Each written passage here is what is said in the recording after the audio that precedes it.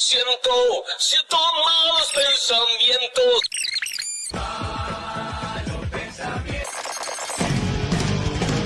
Siento malos pensamientos. Llegó el ministro del Interior, Nicolás Martinelli. ¿Cómo le va? Muy buenas tardes, Peti. ¿Cómo ¿Todo estás? bien? Bien. Bueno, bienvenido, ministro.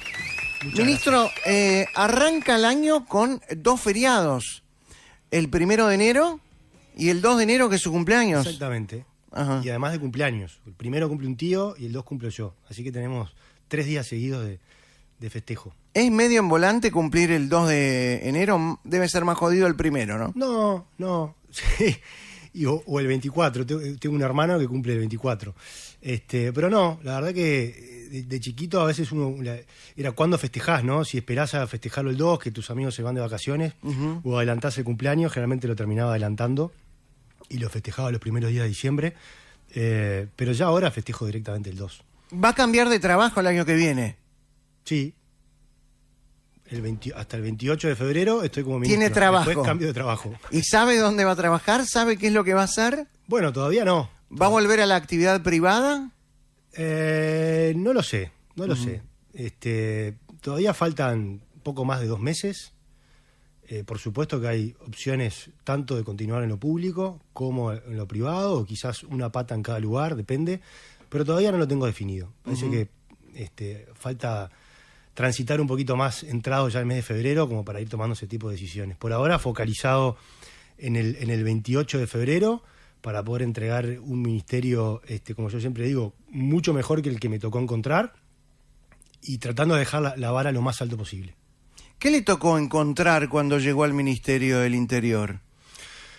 Bueno, en realidad, viste que yo entré hace En noviembre 2 años, de 2023, ¿no? ahí asumo como ministro. Como ministro. Pero yo había asumido ya como director general de Secretaría. En este septiembre de ministerio. 2022. Veo que tenés bien estudiado las fechas, muy bien. Sí, pero más allá de eso, cuando me refiero a lo que nos tocó entrar es como gobierno, ¿no? En 2020. En marzo del 2020, sí, nos tocó agarrar un ministerio que venía con récord de todos los delitos, los homicidios, hurto, rapiñas, abigeatos, una policía muy desmoralizada, una policía con falta de respaldo político, con falta de respaldo jurídico. ¿Y usted cree que este gobierno le dio a esa policía la moral, el respaldo que estaba necesitando? Sin dudas.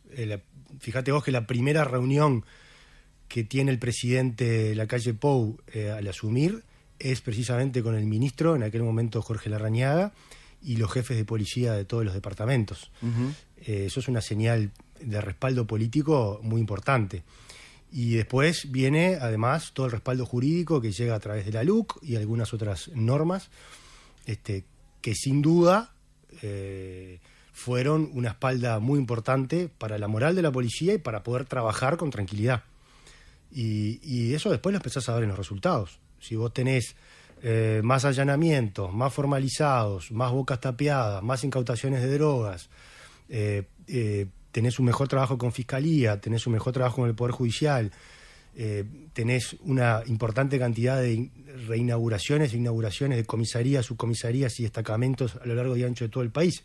Llevamos cerca de 180, o sea, mejorás el despliegue, mejorás la estrategia, eso sin duda que termina redundando en los buenos resultados. Que no quiere decir que no falte todavía mucho camino por delante, pero sin duda vamos a entregar un gobierno con mejores resultados de los que había cuando nos tocó asumir a nosotros. Y ojalá que esto siempre se dé. Este va a ser el primer gobierno desde la salida de la democracia hasta ahora que le va a entregar al siguiente gobierno mejores números de seguridad que los que encontró. Pero ojalá que esto sea algo que se empiece a dar en el futuro, porque lo que todos queremos, de las principales preocupaciones que tenemos los uruguayos es sin duda la seguridad pública. Y por lo tanto uno siempre desea que al Uruguay en este sentido le vaya bien. Y lo que yo le transmití en una de las conversaciones que estuve con Carlos Negro, el próximo ministro, dice, ojalá que vos puedas entregar un ministerio también mejor que el que yo te estoy entregando ahora. De eso se trata, ¿no? Ahora vamos a hablar de los números y de la diferencia entre números. Pero a mí me interesa, más allá de números, hablar de criterios. ¿Por qué el trabajo con la policía y el Ministerio del Interior en los 3 gobiernos del Frente Amplio está en las antípodas de cómo se ha trabajado en este gobierno, en el Ministerio del Interior y con la policía? ¿Por qué tenemos 2 modelos totalmente diferentes, antagónicos? Bueno, a ver, yo creo que siempre hay un proceso de aprendizaje, ¿no? Yo cuando hago la exposición que tengo preparada para contar por qué llegamos a la estrategia del enfoque dual, que es la que estamos aplicando hoy, siempre arranco del año 85, vuelta a la democracia, y me voy hasta el año 2005. O sea, ¿a qué le llama, perdón, enfoque dual? El enfoque dual es la estrategia que estamos llevando adelante, que tiene 2 pilares fundamentales: el trabajo de la represión y el trabajo en causas. Las causas son aquellos motivos que llevan a las personas a cometer delitos, que después podemos profundizar un poco más. Pero estos 2 pilares son los que en cualquier país civilizado y que ha trabajado en serio en materia de seguridad pública es necesario trabajarlos. No como yo te iba a contar ahora, que desde el 85 hasta el 2005 se trabajó más que nada en un pilar represivo y poco en las causas. ¿Hasta qué año? Hasta el 2005. ¿Por qué no pone el gobierno o los gobiernos? Gobierno de los partidos tradicionales. Ajá. De 85 al 2005, gobierno de los partidos tradicionales. Represión. El enfoque estuvo más del lado de la represión que el trabajo en las causas. Había trabajo en causas, pero muy tímidamente. Lo importante de la represión es que la represión ayuda a contener el crecimiento del delito. Del año 2005 al año 2020, gobierno del Frente Amplio. Y el Frente Amplio entra con otra visión de la seguridad pública. O sea, la represión para el Frente Amplio era mala palabra. Entonces ellos se pararon mucho más en un pilar de trabajo en las causas. ¿Usted entiende como ministro del Interior que la represión sea una mala palabra? No, para nada. De hecho, la represión es uno de las 3 acciones policiales. Prevención, disuasión y represión. ¿Y por qué el Frente Amplio no la utilizó? Bueno, en aquel momento habrán teorizado de que la represión no era conveniente, de que de esa forma no se podían bajar los niveles delictivos, que había que apostar a las causas. Pero ahí hay un error de diseño, que lo que yo te decía, la represión ayuda a contener. Si vos no reprimís, el delito se te dispara. Porque además, el trabajo vinculado a las causas, y ahora sí, cuando hablamos de causas, estoy hablando, por ejemplo, en todas aquellas cuestiones que pueden llevar a las personas por el camino delictivo. Entiéndase la deserción estudiantil, entiéndase el abordaje en las drogas, o el consumo de drogas, o el consumo de alcoholismo, la falta de oportunidades laborales, la falta de esperanza, de expectativas de vida. O sea, hay un montón de cuestiones que a uno lo pueden después volcar por el camino equivocado, y está bien trabajar sobre las causas. El problema es que todo el abordaje de causas lleva muchos años. Para vos obtener resultados en esas materias, podés estar 10, 15 o 20 años. Una reforma educativa, por ejemplo. Es más fácil destruir que reconstruir. Es mucho más fácil destruir y más rápido que reconstruir. Claro. Entonces, al Frente Amplio, bien intencionado, pues de hecho crearon el Ministerio de Desarrollo Social, que después lo terminaron acompañando todos los partidos políticos, tenían desde el punto de vista teórico apostar a las causas. Después en la práctica fue muy malo la implementación, porque prácticamente no implementaron muchas políticas vinculadas a las causas, sobre todo en el Instituto de Rehabilitación. Por ejemplo, el MIDES no tenía una oficina, el Instituto Nacional de Rehabilitación. ¿Usted empezó a trabajar en el MIDES cuando arrancó en el 2020? Exactamente, fui director general del MIDES. Sí. Ajá. Y ahí, precisamente, siendo yo director general, inauguramos la primera oficina del MIDES en el CONCAR. Que fue un paso. ¿No tenía una oficina en el MIDES? CONCAR? No tenía oficinas en ningún instituto de rehabilitación. Tenía nula presencia en los institutos de rehabilitación. Entonces, ¿usted llegó a decir cuando llegó al MIDES a trabajar en marzo de 2020 que siendo director de la Secretaría General del MIDES era como estar en una película de terror? No recuerdo si se iba a decir exactamente eso, pero puede ser. En definitiva, el Ministerio de Desarrollo Social era el último ministerio que se había creado, tenía apenas 15 años, era un ministerio tremendamente desorganizado, no tenía procesos para nada, y mucho menos procesos informatizados, era todo básicamente a papel. ¿Y qué le transmitían? No había una estructura orgánica, los funcionarios no tenían una carrera administrativa. A eso iba, ¿qué le transmitían los funcionarios? Creo que había 2 unidades ejecutoras nada más en ese momento, un ministerio que debía tener, después terminamos creando 8 o 9 unidades ejecutoras porque es muy importante para el control del gasto, las unidades ejecutoras. Y todo eso llevó a a trabajar con mucha desidia, ¿no? En las compras y descontroles y en los inventarios de las compras que se hacían. Dentro del MIDES. Dentro del Ministerio de Desarrollo Social, sí. Uh-huh.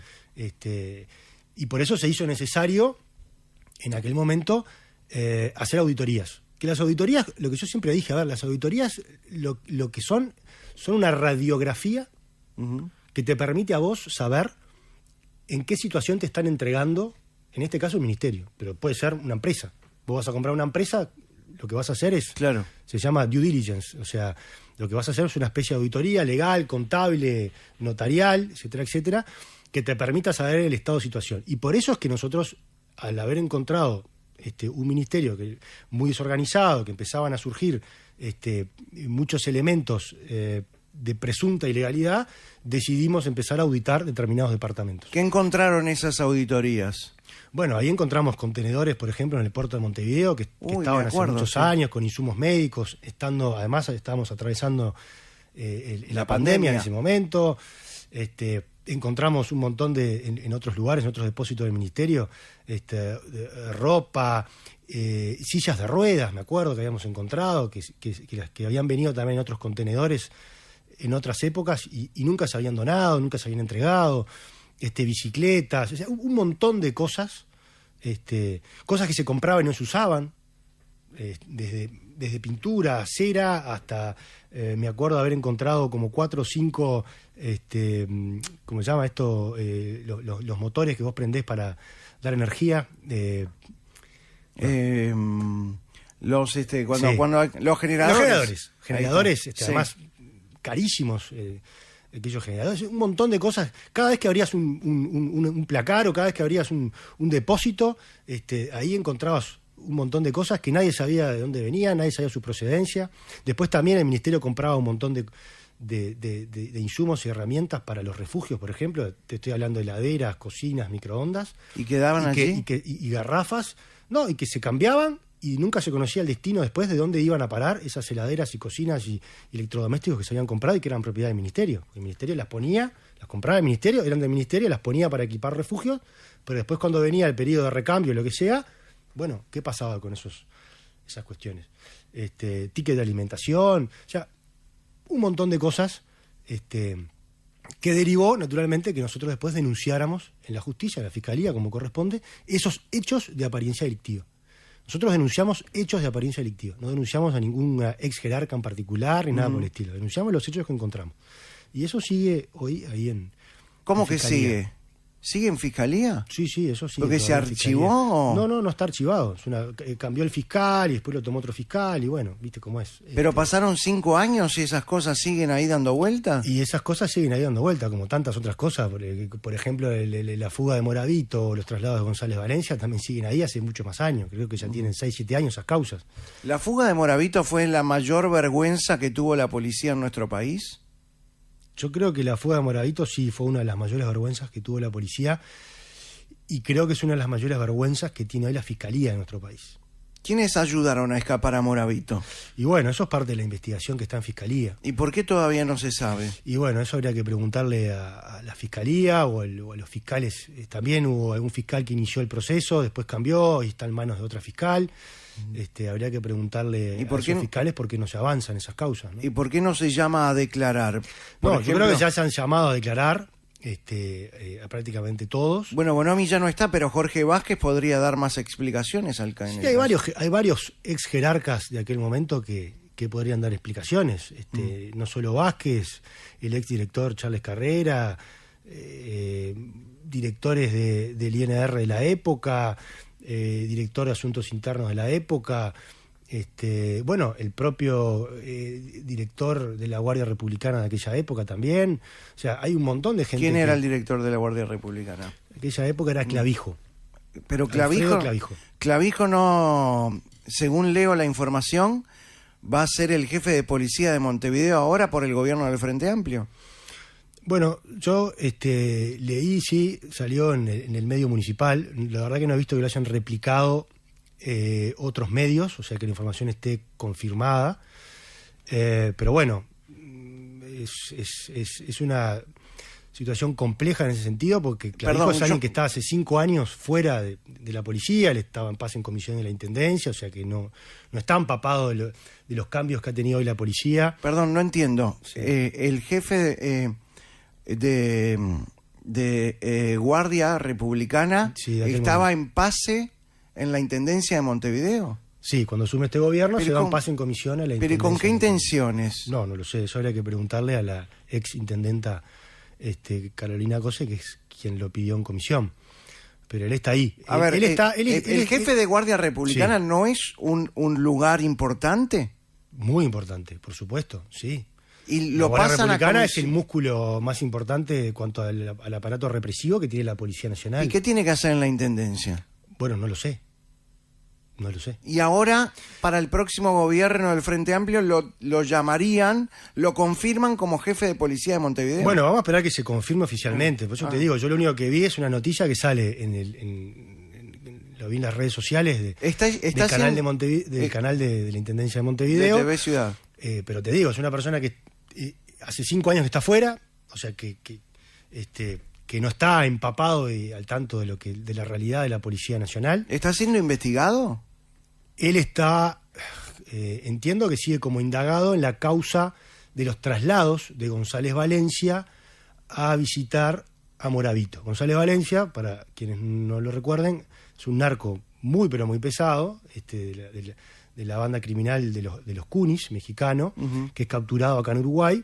Este gobierno logró extraditarlo. Este gobierno, después de varios años, él estuvo, en lugar de estar recluido en el Instituto de Rehabilitación, estaba en un contenedor en la Guardia Republicana, por la peligrosidad que implicaba tener un capo narco de esa naturaleza. Por eso está la Guardia Republicana. Y por eso Clavijo es responsable, en cierta forma, de los traslados de él, porque cuando lo trasladaban de su contenedor en el predio de la Guardia Republicana hasta Cárcel Central para visitar a Moravito, él era de alguna forma el que montaba el dispositivo de seguridad para poder realizar los traslados. Y además González Valencia estaba en un contenedor que, una vez que este gobierno asume y que inicia el proceso para extraditarlo, lo mudan al penal de Libertad.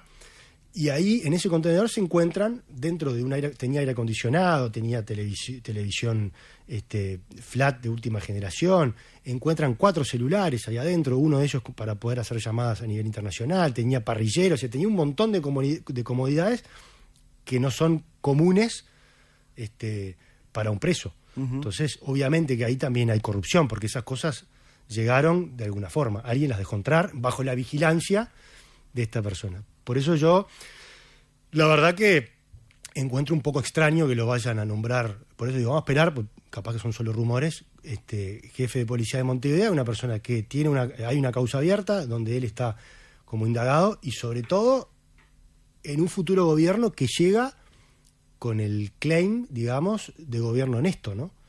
Entonces, para un gobierno honesto, nombrar y nada más y nada menos como jefe de policía del departamento más importante que tenemos en Uruguay, a una persona que está indagada, o por lo menos estuvo indagada en esta causa, bueno, es para pensar.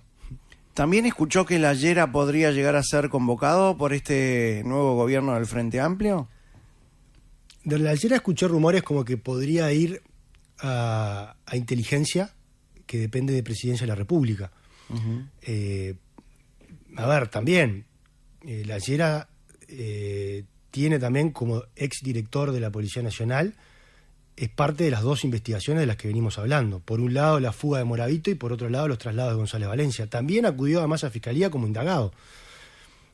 Por eso llama la atención nuevamente que estas 2 personas, sin estar cerradas esas causas y en proceso de seguirse investigando, sean nombradas en un gobierno que se dice ser honesto. La Llera no había dicho también que este país en el 2018 se estaba convirtiendo en El Salvador. Dijo eso, y bueno, ahí tenés un poco lo que era la imagen de la policía y la seguridad pública en ese momento, ¿no? Que nada más y nada menos que el director nacional de la policía diga eso, imagínate cómo después impacta en la moral de toda la policía y de toda la población. Porque vos sos el que tiene que solucionar en parte todos esos problemas, y vos bajaste los brazos, básicamente. Dicho sea de paso, después de esas declaraciones, fue que el país tuvo el récord de homicidios que se dio en el año 2018 y el segundo récord de homicidios que se dio en el año 2019 y los récords de rapiñas, de hurtos y de abigeatos, ¿no? El periodo en Frente Amplio, los homicidios crecieron un 108%.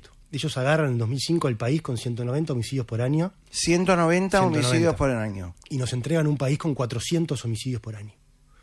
Con el récord en 2018 de 421. Y lo mismo con las rapiñas. Nos entregan un país con más de 30.000 rapiñas, con más de 140.000 hurtos. También, más allá, las rapiñas crecieron un 240%. Sí. Pero más allá de que sean números fríos, ¿por qué? Me imagino que es multicausal, ¿no? Pero ¿por qué vivimos en un país tan pequeño, tan chico, donde si teníamos 190 homicidios nos transformamos en un país de 400 Eso te lo homicidios? engancho con lo que hablábamos al principio y que después nos desviamos un poco, que en definitiva cuando vos trabajás solo en las causas y no trabajás en la represión, no podés contener el avance de las bandas de crimen desorganizado, como le llamo yo, que operan en los diferentes barrios. ¿Usted cree que...?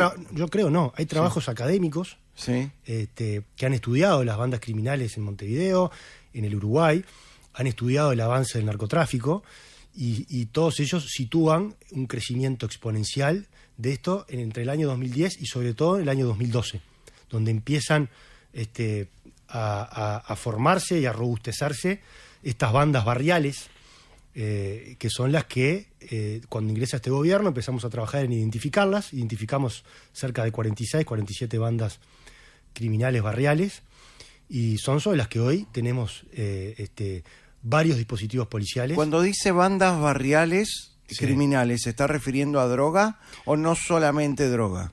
Tenés principalmente vinculado al tema del microtráfico, principalmente. ¿El microtráfico es? Drogas. Uh-huh. Pero después tenés también crimen organizado vinculado, por ejemplo, a venta de autopartes, puede ser también órganos, otro tipo de cosas. El crimen organizado no es solo drogas. El crimen organizado puede tener muchas ramas, digamos.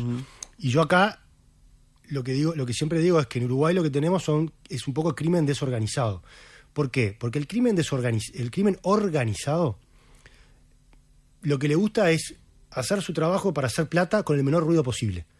Cuanto vos más ruido haces en un barrio, más presencia de la prensa tenés y más presencia policial atraés. Entonces eso es malo para el negocio. Para el crimen organizado, que tiene plata, que tiene recursos y que no respeta la ley, es mucho más fácil ir en cualquier país del mundo y, por ejemplo, pagarle a alguien en aduanas o pagarle a un policía o pagarle a quien sea, no importa. Pero trata corruptos siempre hay. Trata de manejarse siempre con los recursos de dinero, financieros y en última instancia con la violencia. ¿Por qué? Porque para ellos eso es malo para el negocio. En cambio, en Uruguay lo que hay son grupos desorganizados. Son banditas que andan a los balazos en los barrios, llamando la atención, mostrando poderío uno a otro. Entonces, ¿qué genera eso? Genera que la prensa esté permanentemente presente en el barrio, que nosotros hagamos los operativos de intervención en los barrios, que la policía esté ahí permanentemente, que haga los controles de vehículos y de motos. Entonces, eso dificulta la operativa de esas bandas. ¿Por qué esas bandas se adueñaron de los barrios? Ahí volvemos a lo que yo te decía, estos trabajos académicos, lo que ¿Liberaron? ¿El Frente Amplio liberó barrios? Hubo varias políticas equivocadas en esa época, entre ellos el desmantelamiento de las brigadas de drogas de Montevideo y Canelones. No había investigaciones vinculadas al microtráfico. Ellos tenían la visión de que en realidad vos tenías que agarrar al gran narcotraficante, porque si agarrabas al gran narcotraficante cortabas la distribución al microtráfico. El problema es que el gran narcotraficante, el Uruguay, no tiene recursos para ir a buscarlo. Vos no vas a ir a buscar al Mayo Zambada, no vas a ir a buscar al Chapo Guzmán o a los hijos del Chapo Guzmán o a cualquier otro narco grande que opera en Colombia, México o en otros países. Porque no tenés recursos, ni humanos ni financieros para hacerlo. Eso lo hacen organizaciones como la DEA o la Organización Antimafia de Italia. Vos lo que tenés que concentrar tus esfuerzos es en colaborar con esas organizaciones y al mismo tiempo trabajar muy fuerte en el microtráfico, que es lo que genera los problemas en el barrio de rapiñas, de hurtos y de homicidios. Está bien, pero ¿por qué razón un gobierno? Entonces, hubo malas políticas desmantelando brigadas de drogas. A eso voy, ¿por qué razón? Desmantelaron la inteligencia carcelaria, expulsaron a la DEA. ¿Qué es la DEA? La DEA es la agencia de drogas de Estados Unidos, que es la más importante del mundo, porque tiene oficinas en casi todos los países del mundo. ¿Y estaba acá en Uruguay? Estaba en Uruguay. ¿Y por qué se fue? Y bueno, lo que dijeron los propios miembros de la DEA que trabajaron acá es porque el gobierno el gobierno anterior se negaba a colaborar con ellos. Entonces no tenía sentido que estuvieran acá. Pero por eso yo siempre pregunto, ¿cuál podría llegar a ser la razón por la que un gobierno, en este caso el gobierno de izquierda del Frente Amplio, no quiso colaborar con la DEA, que es la acción de... Y bueno, eso lo dejamos para que cada oyente de este programa, no, para pero que la mejor audiencia del mundo... No, pero yo le estoy haciendo la pregunta al ministro del Interior. Y bueno, si vos desmantelás las brigadas de drogas, si vos expulsás a la DEA, si vos, como pasaba... no haces prácticamente allanamiento. Fíjate que hacían 300 allanamientos por año. Nosotros estamos haciendo cerca de 2000.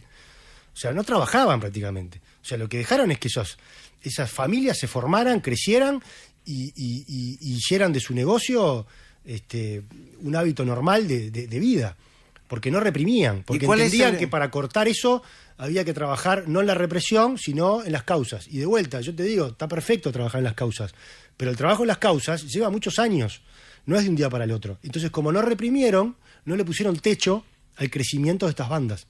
Y en un momento se les dispararon los delitos, se les dispararon los homicidios, las rapiñas, el hurto, al punto tal que el propio jefe de policía de aquella época, la Llera, tuvo que reconocer que si Uruguay seguía por este camino, nos íbamos a parecer al Salvador. Por suerte hubo un cambio de gobierno, un cambio de actitud y un cambio de estrategia. Un gobierno que dijo, no, ya aprendimos de que solo con represión no es suficiente y ya aprendimos con que solo trabajo en causas tampoco. Necesitamos trabajar sobre la base de los dos pilares. La estrategia de enfoque dual. Entonces nos pusimos firmes con la represión, respaldando a la policía políticamente, jurídicamente. La policía entra a todos los barrios. La policía además cambió el despliegue en los barrios, porque antes hacían se llamaban los operativos de saturación. La policía iba a un barrio particular a las 7 de la mañana, se quedaba hasta las 3 de la tarde, hacía algún allanamiento en ese barrio, le pedían cédula a algunos que entraban o salían del barrio y después se iba. Y dejaba el barrio desolado. Uh-huh. Los vecinos muertos de miedo. Nosotros cambiamos ese concepto. Dijimos, no, nosotros lo que vamos a hacer ahora es intervenir los barrios. El despliegue policial tiene que ser, nosotros vamos y nos quedamos. Y no nos vamos hasta que pacifiquemos el barrio. Y además, una vez que estamos ahí... ¿Y eso sucedió? Y eso sucedió. Y además, una vez que estamos ahí, empezamos a trabajar, ¿con quién? Con las otras instituciones públicas que están en los barrios. Puede ser un CAIF, puede ser una policlínica de ACE o de la Intendencia, puede ser una escuela pública, puede ser una organización, una ONG que trabaja ahí con chicos o con determinadas temáticas, pero necesitamos que todos, puede ser un club de barrio, baby fútbol, pero necesitamos que todos se sienten en la mesa para ver cómo solucionamos el problema. Y eso lo hicimos en algunos barrios, que ha dado muy buenos resultados, pero obviamente vamos por el buen camino, pero te repito, todo esto lleva tiempo. Por eso hay que hablar de esta estrategia con luces largas, una estrategia una política de Estado, política de Estado, uh-huh, donde no nos estemos reseteando cada 5 años y que sin perjuicio de que el gobierno cambie, haya cosas que permanezcan. Porque si no, si yo tengo un programa que funciona bien, que está dando buenos resultados para bajar, por ejemplo, la reincidencia carcelaria, y pierdo el gobierno y viene otro y lo saca porque no fue una idea de ellos, fue una idea mía, perdimos todo este tiempo y arrancamos de cero. Uh-huh. Y eso es muy malo. Por eso tenemos que, todos los que estamos en la actividad política, los que somos servidores públicos, tenemos que tener la madurez política para empezar a trabajar en temas donde se nos va la vida, como por ejemplo la seguridad pública. Hay otros, la educación es otro. Uh-huh. Tenemos que empezar a trabajar como política de Estado. Y dejar de mirar, esto lo hizo fulano, lo hizo mengano. Si es bueno y funciona, se queda. Tiene que quedarse. Y por eso la importancia también de los acuerdos multipartidarios, ¿no? Nosotros hicimos una convocatoria hace 2 años para hacer un acuerdo multipartidario que, fíjate vos, la hicimos... ¿Se lo presentó al Frente Amplio? Sí, pero además lo interesante de este acuerdo multipartidario es que estaba focalizado para presentar propuestas vinculadas a las causas. Uh-huh. No fue el primer acuerdo que se hizo. El Frente Amplio había hecho un acuerdo entre la coalición republicana, todo el sistema político. Nosotros convocamos a todo el sistema político, incluso el Frente Amplio. Y lo mismo hizo el Frente. Sí. Porque hay que reconocer, el Frente hizo lo mismo. Yo creo que fue no me acuerdo si fue el gobierno de Mujica o en el segundo periodo de Tabaré Vázquez, pero estaba Bonomi de ministro. Se hizo una convocatoria, pero fíjate la diferencia. En lugar de hacer una convocatoria para trabajar en las causas, que era lo que el Frente Amplio entendía que había que hacer, hicieron una convocatoria más que nada vinculada al aumento de las penas. La mayoría de los proyectos que salieron de ese acuerdo multipartidario eran aumentos de penas, que después el Poder Ejecutivo, Bonomi, lo eleva a Presidencia lo manda al Parlamento y la propia bancada de legisladores oficialistas en aquel momento, del Frente Amplio, le termina abochando la mayoría de los proyectos a Bonomi. Nosotros hicimos un acuerdo multipartidario, pero sobre todo no punitivo, no para aumentar las penas, sino para poner foco en las causas. Y llamamos a todos los partidos políticos que vinieron, se sentaron a una mesa, trajeron sus propuestas, llamamos a la academia, universidades, comisionado parlamentario, ONGs, todos trajeron propuestas. De esas surgieron como 80 y pico de diferentes alternativas y quedaron 16. De esas 16 hubo 7 que las presentó el propio Frente Amplio. ¿Y sabés qué? ¿Que ustedes las adoptaron mismos? Nosotros las adoptamos, pero el Frente Amplio no las apoyó. ¿No las apoyó sus propias? No apoyó sus propias medidas. ¿Y por qué va a ser eso? Yo creo que fue una actitud mezquina en ese momento de inmadurez política. Para que no tengan éxito con un gobierno que no es de ellos. Con una mirada cortoplacista electoral, porque faltaba 1 año y medio para que arrancara la campaña, entonces no vamos a acompañar ni siquiera las propias medidas que ellos presentaron. Pero además, curiosamente, después muchas de esas medidas que ellos propusieron en este acuerdo las plasmaron en su programa de gobierno. ¿Van a estar ahora en el gobierno? No van a estar porque ya las estamos haciendo, porque nosotros esas 16 medidas que quedaron en ese acuerdo multipartidario, a pesar de que el Frente no las acompañó, nosotros avanzamos igual. Y de las 16 medidas solo hay una, que es la de la creación de un Ministerio de Justicia, que no la llevamos adelante, pero que es una propuesta que está en los programas de gobierno de todos los partidos políticos, o sea que es muy factible que esa propuesta después avance. Las otras 15 sí las llevamos adelante y sí avanzamos en esas. Algunas están en proceso, otras se llevaron adelante. Así que de eso se trata, de generar políticas de Estado que perduren en el tiempo. Por eso yo digo que es muy difícil que el Frente Amplio o este Frente Amplio venga con una política muy revisionista de esto, porque en definitiva dentro de algunas de las medidas que estamos llevando adelante, ellos también las apoyaron. Del próximo gobierno del Frente Amplio vamos a hablar también luego de la pausa. Nos vamos a la pausa. El ministro del Interior, Nicolás Martinelli, en Malos Pensamientos. Que late, ríe el corazón, que late mejor, ríe el corazón, que late.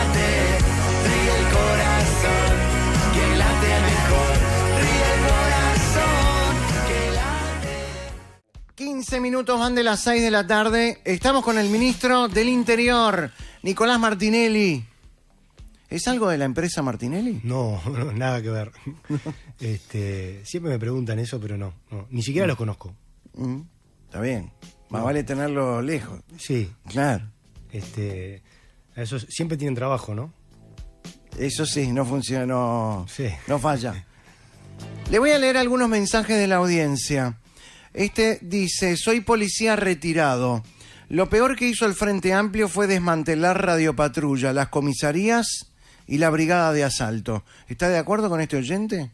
Sí, como mencionábamos en el bloque anterior, no solo lo que menciona el oyente, también desmantelaron un montón de comisarías, subcomisarías y destacamentos en el interior del país, con aquello de que el problema lo tenían en Montevideo, entonces se trajeron un montón de vacantes de funcionarios para Montevideo y cerraron comisarías, tiraron la llave para adentro. Entonces, eso generó también un problema gigante, porque se descuidaron las rutas nacionales, se descuidaron los caminos vecinales, se descuidó el trabajo en frontera, que también es muy importante, y que todo termina después en el problema que comentábamos hoy, ¿no? Del aumento de la violencia y de los homicidios, hurtos y rapiñas que sufrió el Frente Amplio en forma tremendamente exponencial. Bueno, entonces está de acuerdo que si hay que encontrarle causas a las razones por las que perdió el Frente Amplio en el 2019, la seguridad es una de ellas. Totalmente, sí. ¿Usted cree que la seguridad también es una de las razones por las que perdió la coalición republicana? Yo creo que tanto las victorias como las derrotas son multicausales. Ajá. Puede ser que la seguridad haya sido uno de los elementos. Pero siempre se habla que los números han sido Los números fueron mejores, incluso no y solo- la sensación. Y la sensación también mejoró mucho, porque en este mismo periodo, si lo comparamos con 2019, había un 75% de los uruguayos que consideraba que la seguridad era el principal problema en el 2019. Y hoy estamos en el entorno del 45-50. Entonces, ahí también se nota que hubo un reconocimiento o una mejoría. Yo tengo algunas encuestas que se han hecho donde los uruguayos reconocen que hay más patrullaje, la mayoría de los uruguayos reconocen que hay más patrullaje, que la policía ha invertido muchísimo en tecnología. Y también hay una pregunta, en realidad siempre se hacen dos preguntas en este sentido. Una pregunta es ¿cuál es el principal problema país? Y la otra pregunta es ¿cuál es tu principal problema? Cuando a vos te preguntan cuál es el principal problema país, generalmente asociás por lo que ves y por esa cosa de empatía, lo que ves en la tele, lo que te transmiten los medios, que es la seguridad. Pero cuando te preguntan cuál es tu principal problema, la seguridad se cae a un tercer lugar. ¿Y el primero o el segundo? Y el primero o el segundo pasan a ser los La temas economía. económicos o los temas laborales, Ajá. por ejemplo. Entonces, ahí también tenés una diferencia entre lo que es la percepción y la realidad. La percepción que te viene por todo lo que vos consumís día a día y lo que ves en los medios, y después la realidad, que es que vos en tu barrio te sentís más seguro.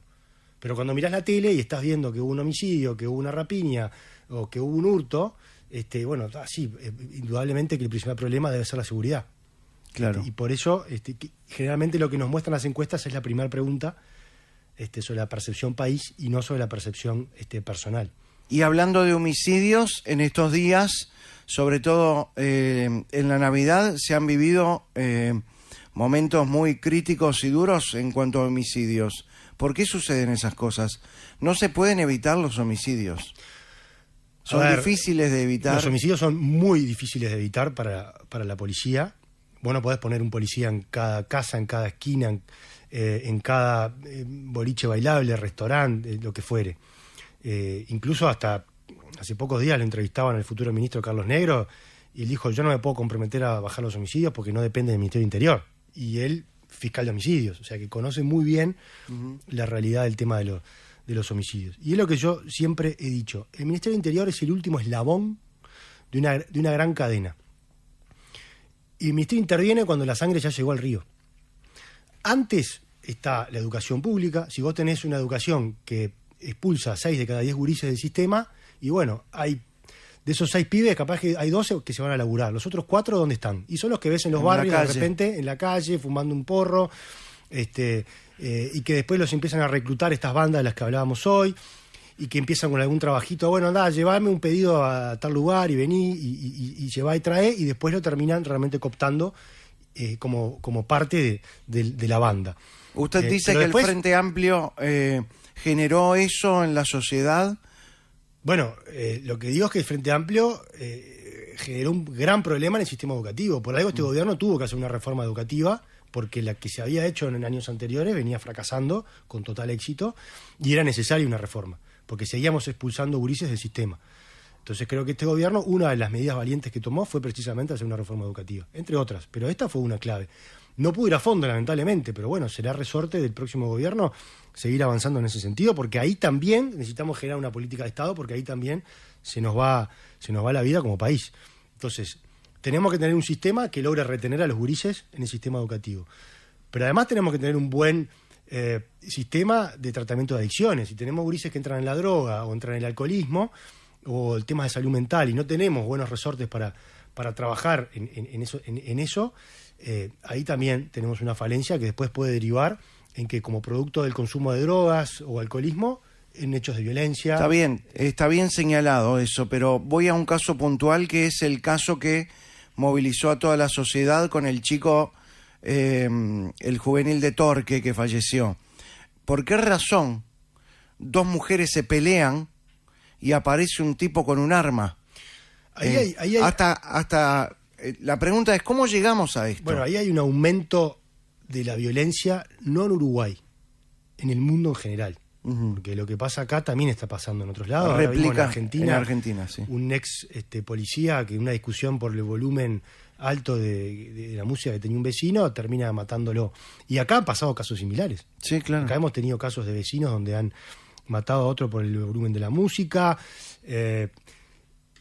Estamos resolviendo los conflictos de forma más violenta de lo que lo hacíamos algunos años atrás. Capaz que en tu época o en mi época salíamos a bailar, teníamos alguna disputa, te agarrabas a las piñas, nadie intervenía, y vos te ibas con un ojo morado y el otro sin un diente, pero quedaba por esa. Esos conflictos ahora se resuelven con armas blancas, con disparos de armas de fuego, y además tendemos a tolerar menos y a enojarnos más rápido. Entonces hoy un accidente de tránsito también nos pasó hace 2 o 3 meses, un accidente de tránsito, un choque sin ningún tipo de consecuencia, se baja de uno, empiezan a discutir y uno de ellos toma un arma y termina matando al otro. Tiene que ver con la falta de valores, la falta de educación, la falta de... Tiene que ver con muchas cosas, con muchas cosas, ¿tá? Pero también tiene que ver con un mundo que avanza muy, muy rápidamente, donde la información fluye rápido, donde queremos todo para hoy, y cuando las expectativas de tener algo no se cumplen, nos deprimimos, y entonces al deprimirnos después nos volcamos al consumo de una pastilla o de drogas, y eso nos hace meternos en un mundo que después termina llevándonos a robarle a nuestra propia familia para vender algo en la boca y poder seguir consumiendo y poder seguir evadiendo esa realidad. O sea, es multicausal. ¿Cómo terminamos con eso? Y bueno, de vuelta, tenemos que políticas de Estado, sentarse, trabajar, luces largas. No hay ninguno de estos problemas que lo vamos a resolver en 2 años, 1 o 2 o 3 años. Por eso necesitamos trabajar pensando a largo plazo. Hay algunas sociedades que no lo han resuelto del todo, pero que lo hacen mejor que nosotros. Bueno, tenemos que trabajar mirando qué es lo que han hecho, adaptar ese tipo de políticas acá en Uruguay. Algunas de esas políticas nosotros las hemos traído y las estamos implementando. Un oyente escribe: pena de muerte para los asesinos y se terminan los homicidios. No sé si se terminan los homicidios con penas de muerte. ¿Y estaría de acuerdo con la pena de muerte? No estaría de acuerdo, pero además es impracticable porque Uruguay tiene firmado sendos acuerdos internacionales que lo hacen impracticable. Como el Pacto de San José de Costa Rica, la Declaración de Derechos Humanos, etcétera, etcétera. O sea que Uruguay ya no podría implementar la pena de muerte. Salvo que te salgas de todos esos sistemas y lo quieras implementar, pero... Otro mensaje de un oyente dice: Peti, ¿cómo estás? ¿Le podés preguntar al ministro si Carolina Cose tiene custodia policial en su casa? Me ha llamado la atención que siempre hay 2 policías en la esquina de su casa. Sí, tiene custodia, no solicitó... ¿Carolina Cose? Sí, nos solicitó custodia para su casa. Hicimos un análisis con el equipo de comando y bueno, accedimos a ponerle una custodia. También después nos solicitó tener custodia móvil. Pero por alguna razón en particular, ¿por qué alguien puede pedir una custodia policial? En el caso de ella, yo creo que, no me acuerdo, hubo un episodio en donde se publicó la dirección de su casa. Y entonces tanto ella como su equipo entendieron de que eso ameritaba que tuviera custodia. No sé si en algún medio de prensa o alguien que publicó... Custodia es vigilar la casa. Custodia es vigilar, eso, sí, se llama una estática, como decimos nosotros, que es un móvil que estaba apostado en la puerta de su casa a las 24 horas para pero no vigilar gente su casa. que pueda seguir a... No, después me pidieron que le pusiera gente para seguirla y ahí le dijimos que no, el análisis de riesgo no arrojaba que fuera de riesgo y le dijimos que no. El que sí tiene, obviamente, que eso siempre se hizo así, es el presidente electo, que a eso corresponde y además se coordina desde Presidencia de la República con el jefe de seguridad de Presidencia de la República. O sea que eso ya está coordinado prácticamente desde el día siguiente que Yamandu Orsi resultó electo. Hablando de Yamandu Orsi, del presidente electo, el 1 de marzo asume el Frente Amplio. ¿Qué le cuenta la policía a usted como ministro del Interior del próximo gobierno del Frente Amplio? Porque el Frente Amplio ha disminuido, no le ha dado respaldo a la policía en su momento. ¿Usted cree que la policía confía en este nuevo gobierno del Frente Amplio? ¿Va a darle una carta de...? Están como en la expectativa. Yo creo que carta de crédito sí, porque en definitiva es un nuevo gobierno y no necesariamente tiene por qué arrastrar los errores del pasado. Creo que a esta altura es más que claro que cometieron muchos errores en materia de seguridad pública, que uno de los factores principales por los que perdieron la elección en su momento fue por el tema de la seguridad pública.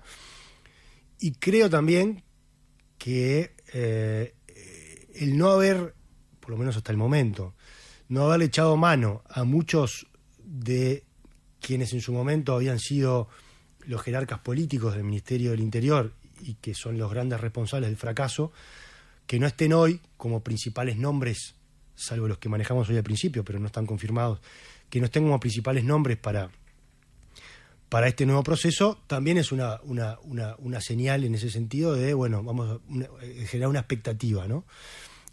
Pero sin duda que todavía subsiste todo aquello de que, bueno, vinieron, desmantelaron, no nos dieron respaldo,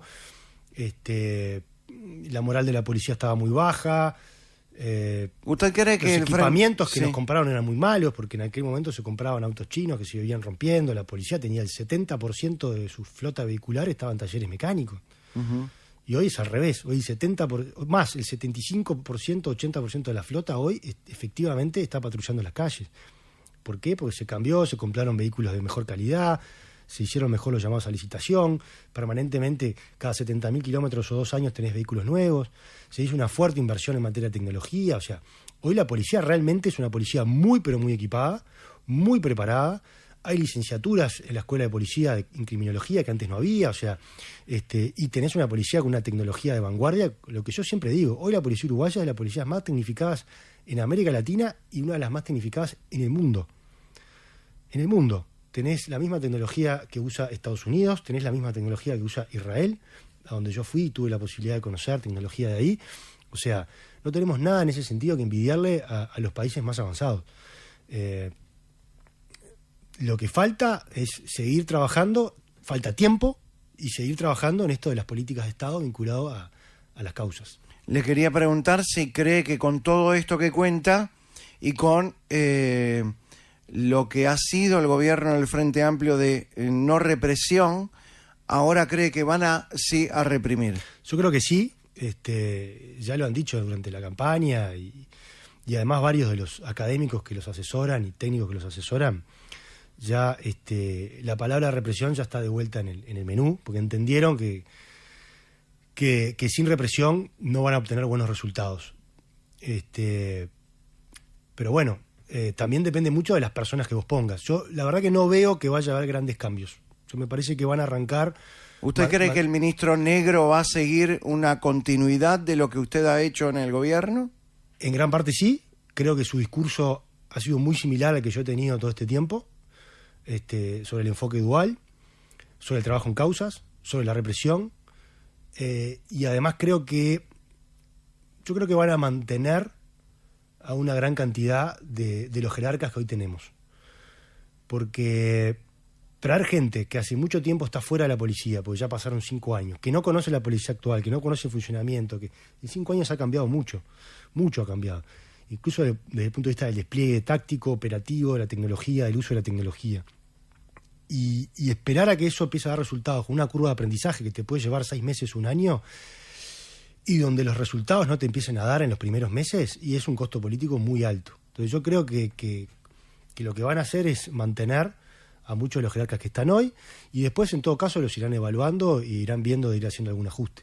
Pero no veo que vayan a hacer grandes cambios. Tampoco en materia de causas, ¿no? Yo creo que van a continuar muchos de los programas que hoy tenemos en las cárceles, sin perjuicio de que puedan traer o aportar otras ideas nuevas, ¿no? Innovadoras y hacer algún plan piloto con esas. ¿Ya comenzó la transición?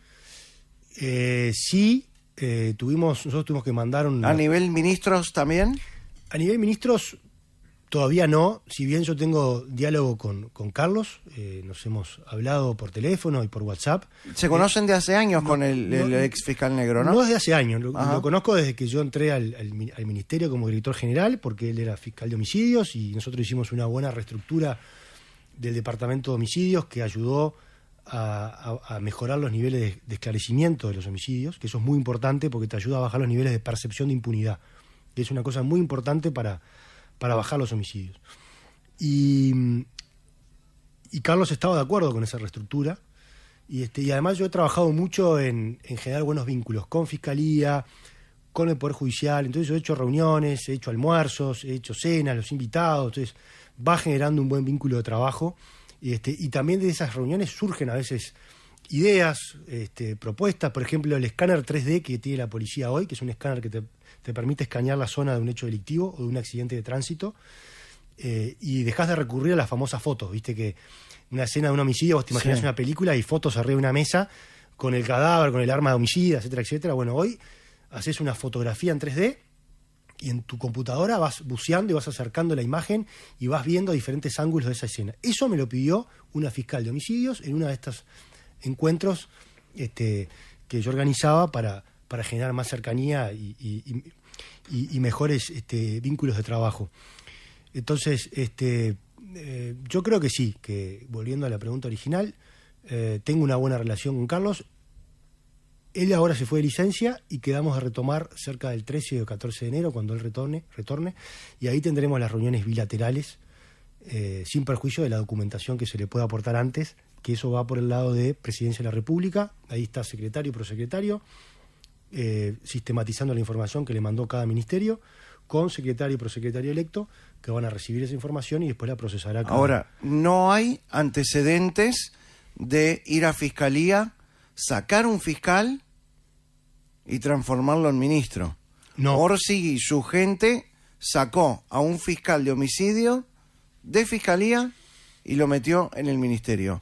No hay antecedentes. No genera un ruido. Incluso Chaschetti mencionó el tema ese, que le parecía muy choqueante, no sé la palabra que usó, pero que le llamaba mucho la atención, sí, porque es la primera vez que se había hecho sorpresivo con esta velocidad, ¿no? De sacarlo de la Fiscalía y inmediatamente que asuma un cargo de ministro, y además de ministro del Interior, que es un ministerio ¿Le hace político. ruido eso? Y yo qué sé, yo creo en el profesionalismo, ¿no? de cada uno. Negro hizo una buena fiscalía de homicidios, tiene un muy buen nivel de esclarecimiento de los mismos, se lleva muy bien con su equipo, creo que es un buen profesional. Ahora entra a jugar en otra cancha completamente distinta,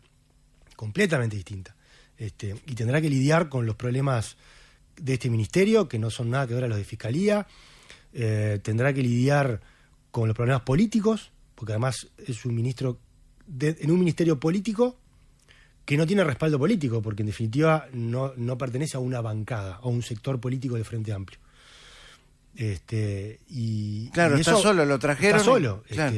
Lo respalda el presidente, que no sé qué tanto lo conoce, y creo que Jorge Díaz, que es quien lo propone. Uh-huh. Entonces, también eso le va a llevar a él un proceso de aprendizaje. Bueno, Jorge Díaz debe tener un peso importante dentro del próximo gobierno. Tampoco ¿no? tiene respaldo político, ¿no? No es ¿Tampoco? Y Jorge no pertenece a ninguna bancada, no hay ninguna bancada parlamentaria del Frente Amplio que lo respalde. Lo respalda el presidente de la República, que está, es flor de respaldo, que sí, se respalde el presidente, pero... ¿Quién respalda a quién? Y en este caso es el presidente que debería respaldar. ¿Orsi respalda a Jorge Díaz o Jorge Díaz respalda a Orsi? Y bueno... y Jorge Díaz respalda a Negro. Desde el punto de vista político... Y el Pacha respalda a Orsi.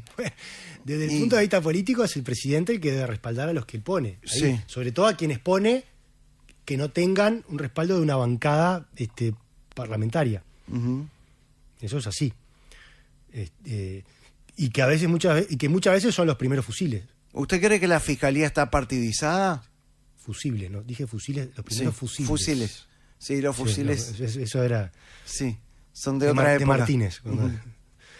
¿Usted cree que la Fiscalía está partidizada? Sí. Yo creo que sí, que lamentablemente sí. Pero usted ha tenido buena relación con Fiscalía. Yo tengo buena relación con todos los fiscales, porque me parece que acá en el lugar donde yo ocupo no te puedes estar peleando ni con fiscales ni con jueces. Uh-huh. Porque el objetivo final tiene que ser que el delito que se cometió se pueda esclarecer y que la persona pague por el delito que cometió. Entonces, bueno, no puedes estar peleado con un fiscal, no puedes estar peleado con un juez. Ahí las cosas tienen que fluir. Ahora, yo no participo de las internas de la Fiscalía, pero obviamente que me llega a los oídos de que sí, de que siempre hubo como dos bandos, ¿no? Sobre todo cuando estaba Jorge Díaz, que estaban los pro Díaz y los anti Díaz. Después que se fue Díaz, bueno, algunos pro Díaz quedaron, algunos cambiaron de bando, pero no sé, la verdad que yo tampoco estoy muy empapado de lo que es la interna de la Fiscalía. No debería ser así, me parece que la Fiscalía no debería tener bandos. Su bando debería ser el Uruguay y la protección de todos los uruguayos, llevar justicia. Ese debería ser su único norte. Pero bueno. ¿Qué legado le deja la coalición republicana en el Ministerio del Interior al gobierno del Frente que asume en marzo? Le deja un ministerio con una policía más equipada, con más herramientas, con más tecnología, con más capacidad de despliegue. Le deja una policía con la moral alta, que esto es muy importante, con ganas de trabajar, con ganas de ¿Ese fue el cuidar a sus legado de uruguayos. Larrañaga al comienzo? No, yo creo que Larrañaga sí ayudó al ¿Fue cambio. quien dignificó la policía, No, Larrañaga? es un proceso. Ajá. Es un proceso. No es ni solo Larrañaga, ni solo Heber, ni solo en mi caso. Cada uno aportó lo suyo. De hecho, Larrañaga, de los tres, es el que menos tiempo va a haber estado como ministro. Ujú. Lamentablemente. Y además le tocó en tiempos de pandemia, o sea que tampoco tuvo muchas oportunidades de generar grandes políticas dentro del ministerio, porque su foco estuvo en el cuidado de los uruguayos en ese momento, de que no salieran, de que no hubiera aglomeraciones masivas en determinados lugares, muy en la pandemia. Pero dejamos un ministerio con 180 comisarías, subcomisarías, destacamentos y unidades reinauguradas o inauguradas en todo el país, lo cual es muy importante porque eso permite a la gente tener un lugar cercano para pedir ayuda, para hacer sus denuncias, para hacer sus reclamos, y sobre todo en el interior del país, que te ayuda, como yo decía al principio, estas cosas ayudan a blindar las rutas, a blindar los caminos vecinales, a blindar las fronteras, y además ayuda mucho a las comisarías y las subcomisarías en el interior del país tienen otro rol distinto a Montevideo, tiene un rol más social. Porque ahí a veces el comisario del interior, el policía del interior, cuando te falta un medicamento, va y te lo van a comprar y te lo llevan, y te ayudan de otra forma, ¿viste? Entonces era muy necesario volver a acercar a la policía a la gente y volver a acercarla sobre todo al interior del país. Y eso lo hicimos. ¿Y qué le quedó por hacer? Bueno, yo creo que hay que seguir profundizando en los lazos con otros países, trabajando en ¿Países de la región? Países de la región Ajá. y del norte, en más acuerdos, en más vínculos para trabajar en detener el crimen organizado, el avance del crimen organizado.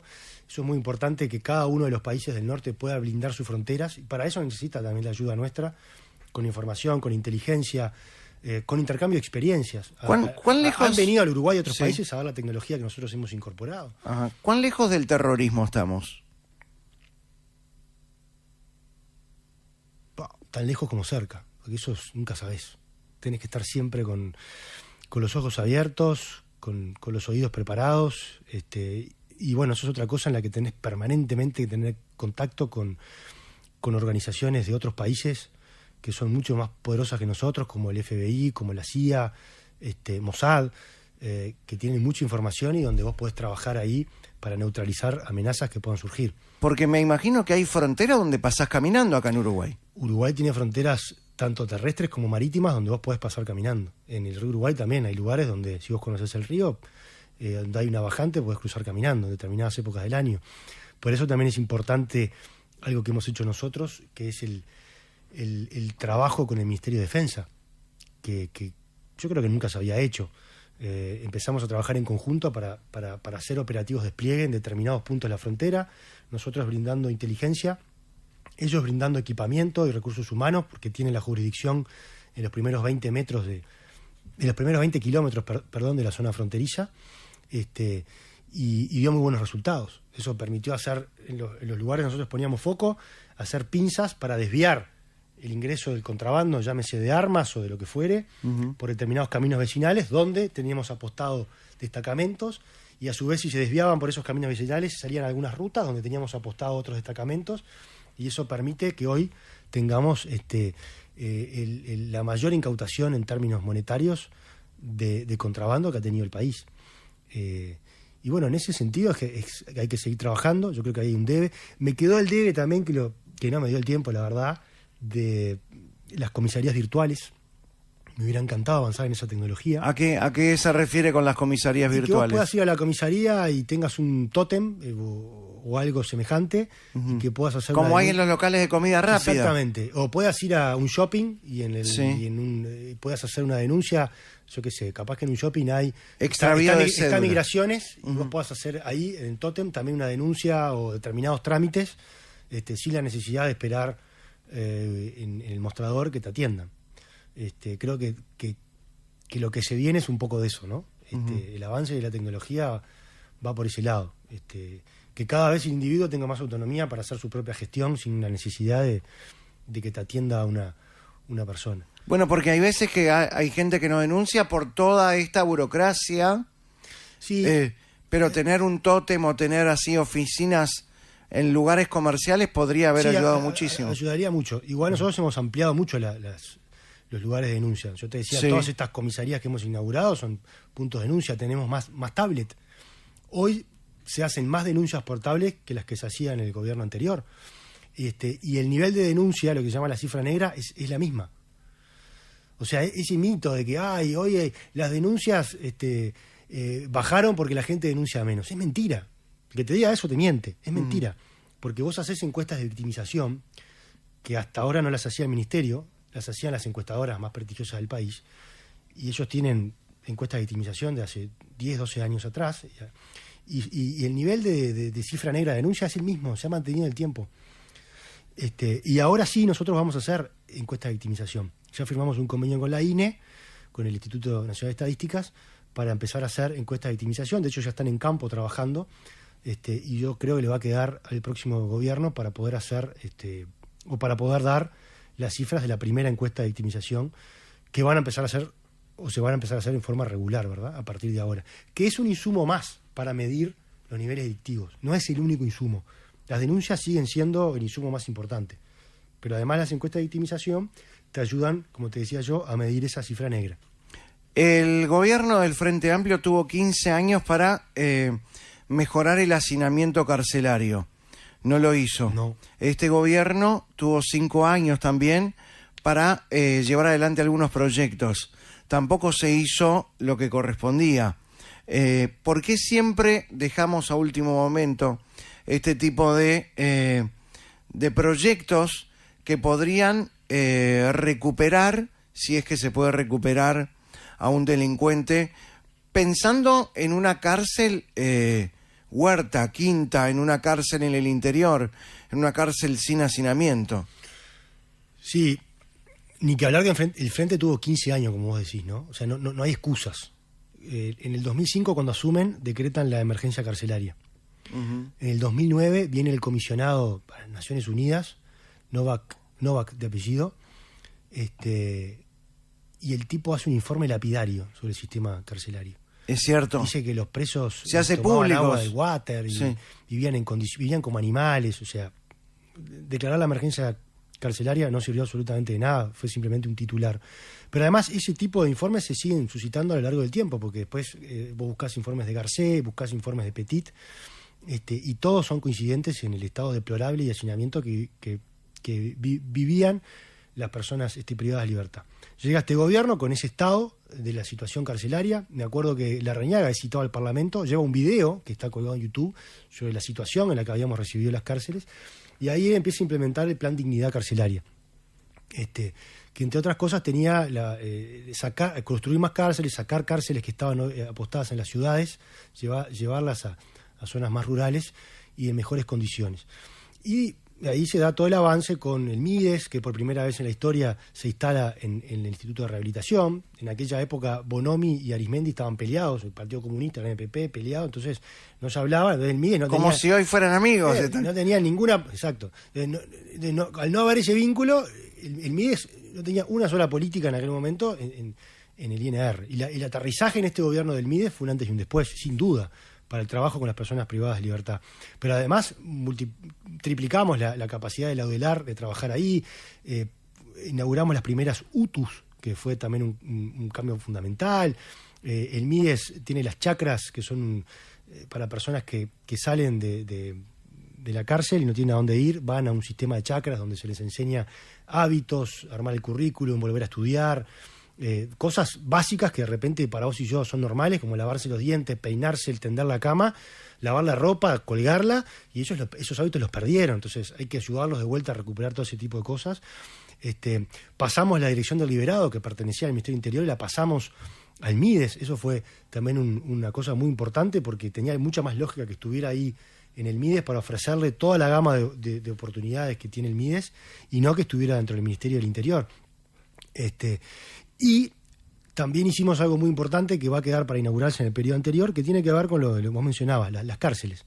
Nosotros estamos construyendo en este momento 3 cárceles para más o menos 480 personas privadas de libertad, cada una. ¿Ahora se están construyendo? Están construyendo ahora en un predio contiguo al Penal de Libertad, que van a tener un 70% más de capacidad para espacios socioeducativos, sociolaborales, para huertas, lo que tú mencionabas, espacios deportivos, y además con una construcción muy moderna que es no vandalizable. O sea, ya no se hacen más con hierro adentro, y por lo tanto, al no ser vandalizables, eso baja el nivel de violencia que puede haber dentro de los establecimientos carcelarios. Porque si no se hacen cortes. Los famosos cortes carcelarios, etc. Y además estamos construyendo también una nueva cárcel para mujeres, ¿tá? Que va a tener capacidad para 850 personas privadas de libertad, que tiene además la condicionante que tiene un centro de medio camino, que es cuando vos estás próximo a salir, puedas ir ahí y puedas volver a reencontrarte de vuelta con aquello de los hábitos, tenés alguna salida transitoria. ¿Hay más mujeres delincuentes que lo que había antes, en otra época?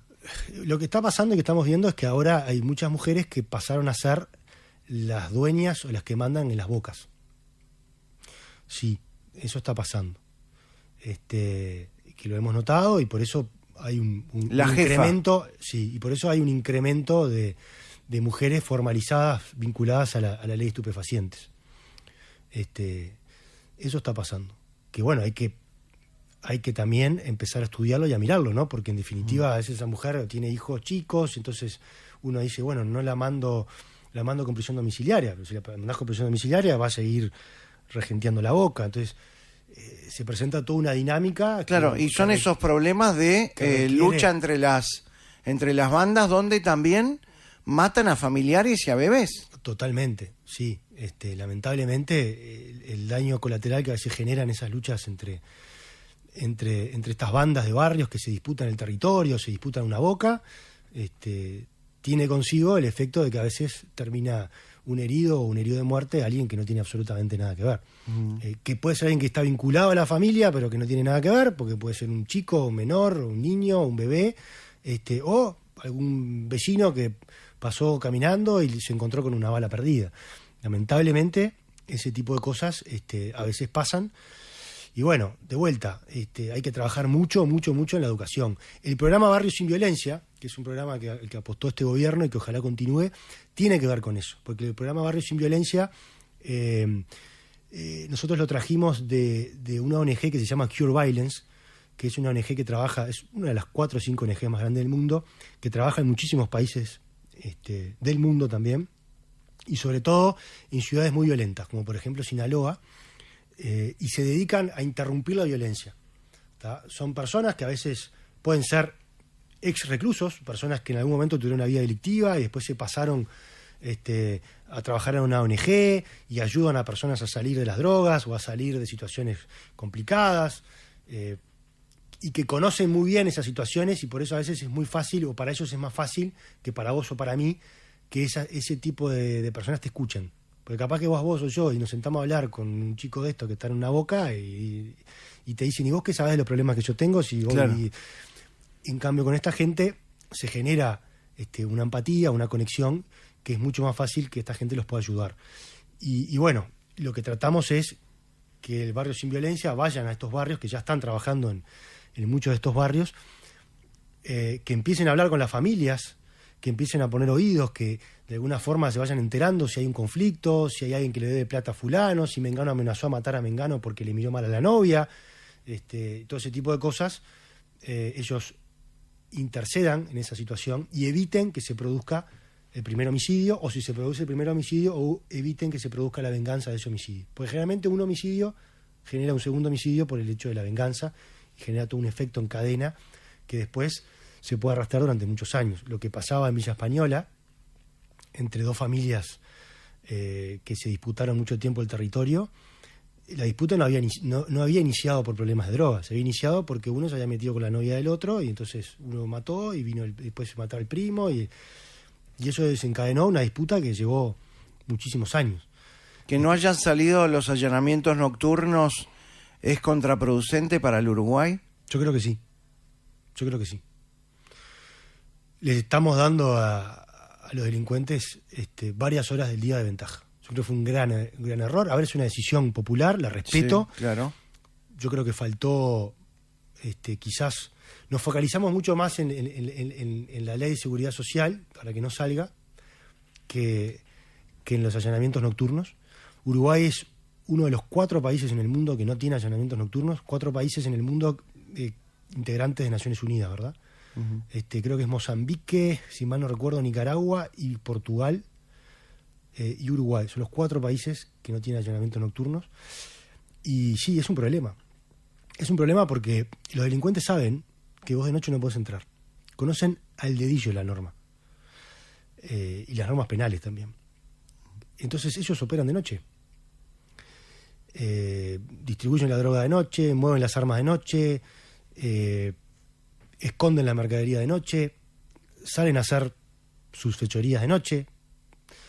Y cuando vos estás en el medio de una persecución, porque viste a una persona que disparó, lo salís a correr y el tipo se meta dentro de una casa, no podés entrar. ¿Y qué tenés que hacer? Tenés que montar una vigilancia hasta el día siguiente. Y tenés 7, 8, 9 horas de vigilancia hasta que sale el sol.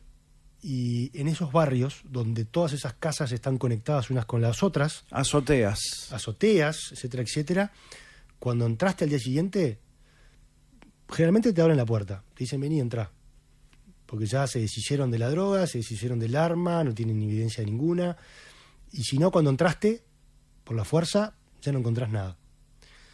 Entonces, yo creo que sí, que le dimos una ventaja, pero bueno, son las reglas de juego de un sistema democrático. ¡Pausa! El ministro del Interior, Nicolás Martinelli, en Malos Pensamientos. Nos vamos unos minutos y volvemos.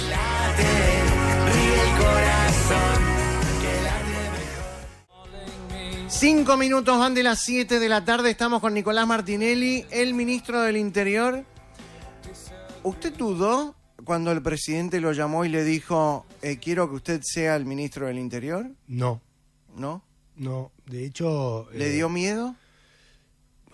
No sé si la palabra es miedo, pero bueno, te abruma una responsabilidad enorme y yo me acuerdo cuando me lo dijo, yo le dije, presidente, estoy preparado, porque yo ya era director general, conocía muy bien el ministerio. Director general del Ministerio del Interior, el número 3, ¿no? Sí, los directores generales en los ministerios son como los CEOs de una empresa. Uh-huh. Son los que conocen el ministerio, son los que firman. O sea, yo creo que después del ministro es el rol más importante. O sea que también es muy importante la elección de los directores generales en los ministerios. Y yo sabía que yo podía ser una de las opciones cuando Heger se fuera, sobre todo en marzo, que él volvía al Senado para hacer campaña política. O sea que yo sabía que era uno de los nombres que se podían manejar eventualmente. Después eso se adelantó, terminó siendo en noviembre. Pero bueno, yo venía, como te digo, ya mentalizado, preparado, que capaz que me tocaba. Y eso fue me acuerdo que fue cuando me llamó, él estaba creo que estaba en Washington, había viajado por Naciones Unidas, no me acuerdo bien, y me llamó para decirme, y yo le dije, bueno, bien, estoy preparado. Y eso fue la conversación. Es un ministerio de mucha exposición y de mucha sobreexposición. Muchísima exposición. Es el ministerio político, de gobierno. De mucha notoriedad. Que además todo termina ahí. Uh-huh. Todo lo residual también termina ahí. Hasta algo básico como si un legislador quiere hacer un pedido de informe, si no sabe a qué organismo dirigírselo, bueno, va para ahí y de ahí después se contesta o se ve para dónde enviarlo. Y después es el ministerio que si viaja el ministro de Economía, el subsecretario de Economía, al mismo tiempo, vos quedás como ministro de Economía. O viaja el canciller y el vicecanciller y vos quedás como canciller. Entonces tenés una enorme responsabilidad más allá de lo político y por eso siempre se tiende a ser una persona de mucha confianza del presidente, ¿verdad? ¿Y cómo pudo sostener o acompañar el Ministerio del Interior con un bajo perfil? Porque no es un ministerio para tener un bajo perfil como usted lo ha tenido de la manera que lo hizo. Sí, fue una decisión personal, pues entendí que lo mejor para mí era que me juzgaran por la gestión. El final, 28 de febrero, cuando pasemos raya, que me juzguen por eso. Y no por la cantidad de veces que uno sale en los medios. En un ministerio como este, que todos los días hay noticias para dar, perfectamente yo podría convocar a... Y no de las mejores, además. Y no de las mejores. Perfectamente yo podría convocar a una rueda de prensa de mañana, a una conferencia de prensa de tarde el mismo día, y salgo en todos los informativos. O sea, si a mí me juzgaran por la cantidad de veces que salgo en los informativos, sería el mejor ministro. Entonces no pasa por ahí. Pasa por la gestión. Y por eso fue una decisión personal. Además, obviamente, acompañada para tener un menor desgaste. Y además también que la policía pudiera tener más protagonismo. Porque hay temas que son policiales y me parece que quien tiene que transmitirlo es la policía. Yo te puedo hablar de un homicidio puntual. O de un robo grande que haya llamado la atención mediática, por ejemplo. Pero en definitiva el que tiene los detalles finos es la policía, o es el jefe de policía del departamento, o es el jefe o el director nacional. Porque a la prensa a veces le gusta preguntar ¿y qué calibre era el arma? ¿Y cuántos cartuchos se encontraron en el piso? ¿Y de qué posición se disparó? Y vos no tenés todos esos detalles. Lo tuyo es un rol más político. Eventualmente, si hay un director de la policía que se equivoca, ahí sale el ministro y dice, no, esto no es así, o sí, esto fue así. Pero creo que fue algo bueno.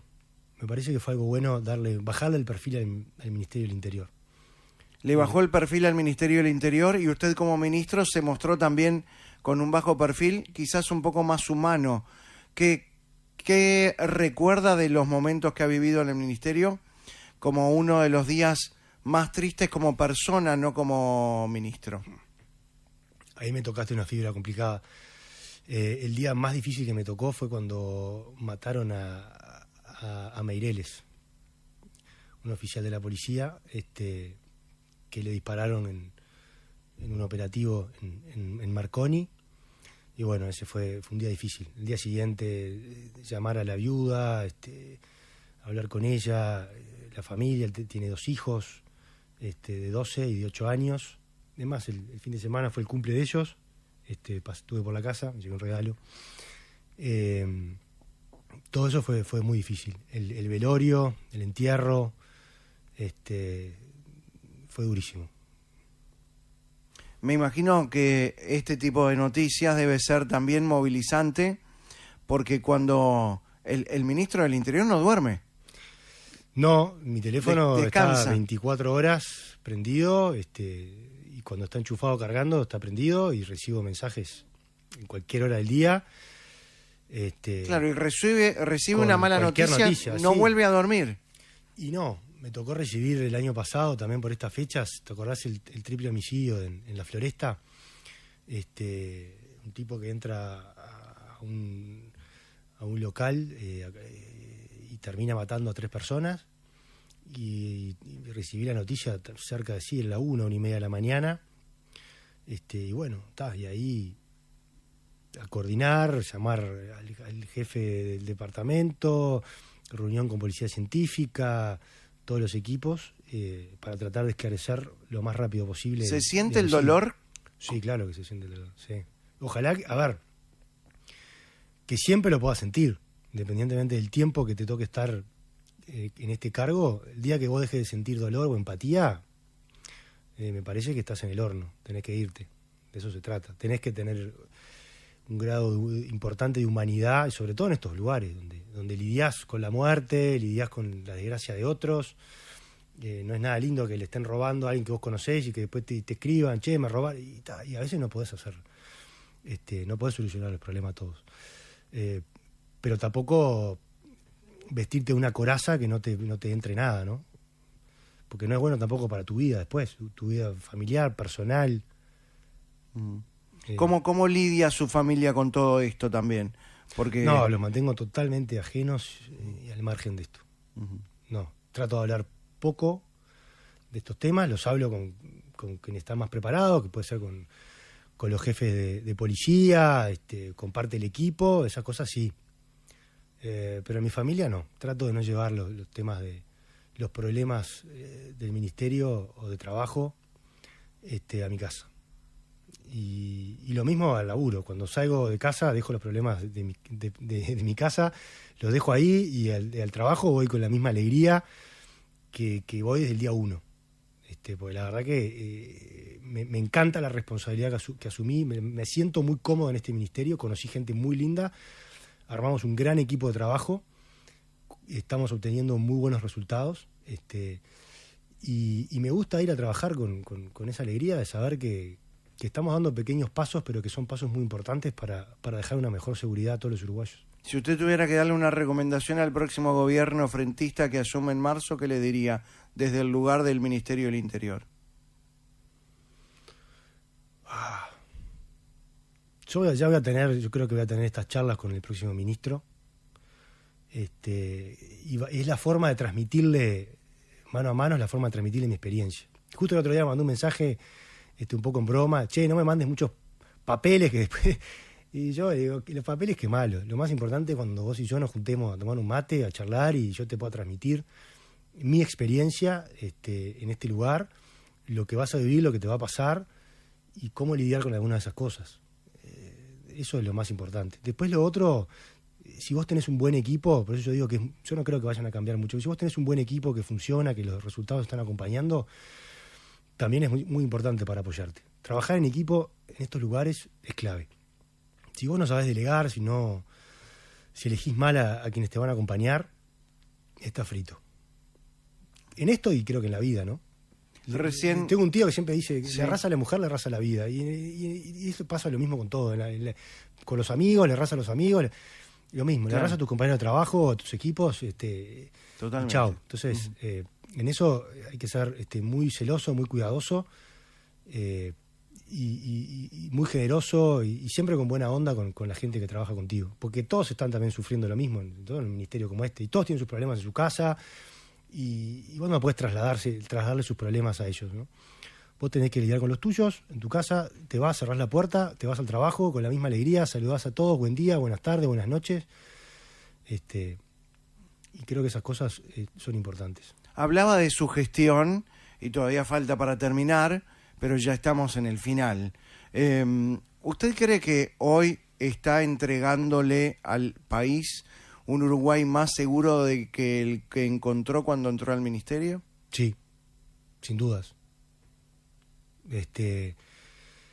Me preguntás en qué me baso y las estadísticas y los índices. No tengo ninguna razón para cual no creer en ellos.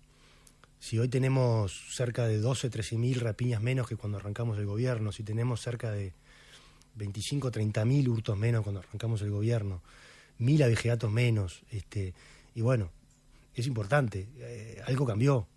Por supuesto que hay que seguirlo profundizando. Hay gente que a veces me escribe y me dice, bueno, pero vos decís que bajaron las rapiñas, no te creo nada, porque ayer asaltaron a una señora en tal lugar. Y sí, todavía seguimos teniendo 15.000 rapiñas por año. Seguimos teniendo 100.000 hurtos por año. Pero iniciamos un proceso que hace 4 años viene con una baja sostenida, o sea que ya es una tendencia, podemos hablar de tendencia en la baja en algunos delitos, y que ojalá que esto se pueda seguir continuando y profundizando para que dentro de 5, 6 o 7 años más el tema de seguridad pase a estar en el 3º o 4º lugar de las preocupaciones de los uruguayos. Que tengamos un nivel delictivo, porque siempre van a haber delitos, que sea tolerable para nuestra sociedad. No hay ningún país en el mundo que tenga delito cero, pero hay países que tienen un nivel que es tolerable. Nosotros tenemos que apostar a llegar a eso. ¿Cuál va a ser ese número? No lo sé. Capaz que necesitamos llegar a las 3.000 rapiñas por año. Todavía estamos en 15, estuvimos en 30. Capaz que necesitamos llegar a los 20.000 hurtos por año. Estuvimos en 140.000, hoy estamos en 110. Tenemos un camino por delante todavía, sin duda. Gracias. Y un camino largo. Y Hay que obvio. tener mucha paciencia. Ajá. Mucha paciencia. Gracias, ministro del Interior Nicolás Martinelli. Feliz año. Muchas gracias igualmente para vos. ¿Podemos jugar al sino paso y a una palabra? Adelante. ¿Sí? ¿Está ¿Con cuál- pronto? con cuál empezamos? Esto es más complicado que el Ministerio del Interior. Me imagino, sí. Malos Pensamientos presenta Una Palabra. Palabras, palabras, palabras. Una sección donde lo que importa es la palabra. Palabra de Dios. Porque las personas y las actitudes se resumen en una sola palabra. Una palabra.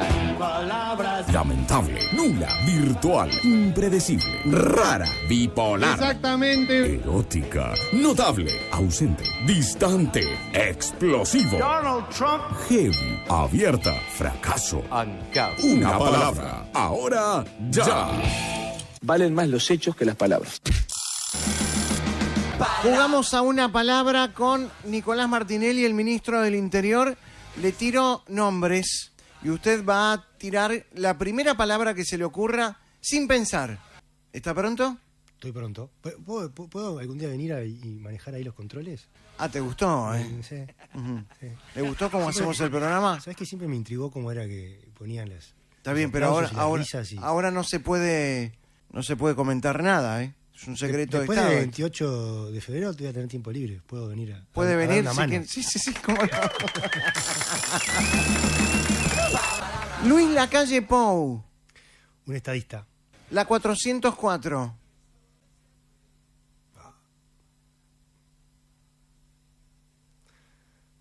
Cariño. Martín Lema, Intendente. Ministerio del Interior. Un desafío. Jorge Larrañaga, Un líder. Carlos Negro, Fiscal. el ex fiscal de corte Jorge Díaz, Abogado. ok. Yamandu Orsi,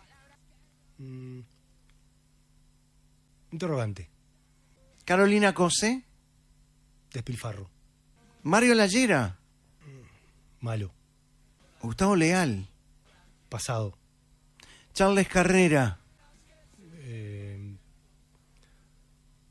Pasado. la Fiscalía, Desafío. Valeria Ripoll, Una militante. Nicolás Martinelli. Tu amigo. Tu amigo. ¿Jugamos al Sino Paso? Dale. Llega a Malos Pensamientos. Sí, no, paso. Solo una respuesta. Sí. Solo una palabra. ¡No! Solo una contestación. Paso. Ante cada pregunta. Sí. Paso. Jugamos al Sino Paso. Nicolás Martinelli, Ministerio del Interior, ministro, hasta el 28 de febrero. Puede responder sí, no y paso. Paso solo en 2 oportunidades. ¿Está listo? Estoy listo. ¿Cree que todos los policías le fueron leales? Sí. ¿Está capacitado Mario Lallera para liderar la Secretaría de Inteligencia? No. ¿Cree que Gustavo Leal tiene influencia dentro de la Policía Nacional? No.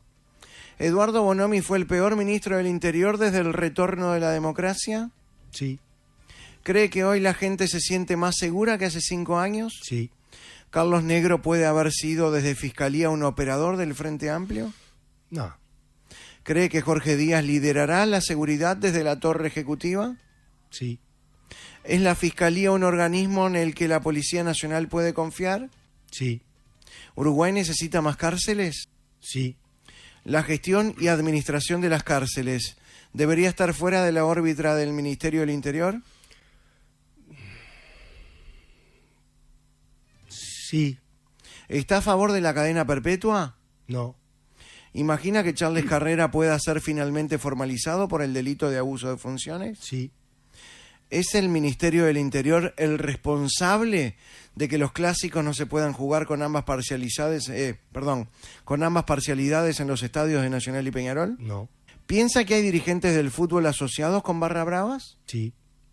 ¿Imagina que el narcotráfico pueda penetrar en el sistema político en corto plazo? No. ¿La Secretaría para la Lucha contra el Lavado de Activos cumple a cabalidad con el rol que se le asigna? Sí. ¿La izquierda romantiza la delincuencia? Sí. ¿Cree que Carlos Negro mantendrá las buenas políticas adoptadas por usted al frente del ministerio? Sí. ¿Es posible lograr un acuerdo nacional en seguridad pública entre todos los partidos? Sí. ¿No usó ningún paso? ¿Ya terminó? Sí. ¿Quiere seguir? Vale. No te hagas el listo. Gracias, Nicolás Martinelli. Un abrazo grande, feliz año. Gracias para vos, Peti, por la invitación. Ha sido un placer acompañarte y un saludo a la mejor audiencia del mundo. Gracias, nos vamos. Hasta mañana. Mañana 27 de diciembre. Cerramos el ciclo 2024 de Malos Pensamientos. Volvemos con gobierno nuevo. Si nos dejan. Si nos dejan. El programa te hace muy bien.